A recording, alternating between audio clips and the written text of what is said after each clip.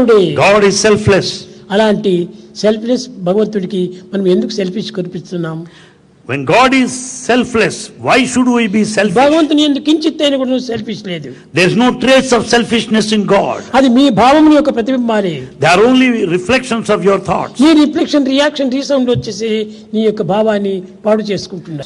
కనుక భగవంతుడికి ఏమాత్రము ఒక్క ద్వేషము కానీ అసూయ కానీ ఇంకేమైనటువంటి దుర్మార్గము భావాలు లేవు. గురువులే నిన్ను ఆ విధంగా ప్రవేశపెట్టి గురువును ద్వేషిస్తున్నావు.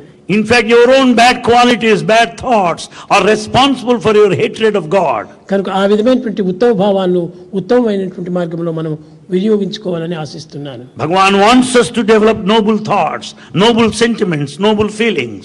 ఇది మీరు కొత్తగా నేర్చుకోవాల్సినటువంటి విషయం. This is what we have to cultivate from now పరీక్షలు on. వస్తున్నాయంటే మీరు ఆనందించాలి.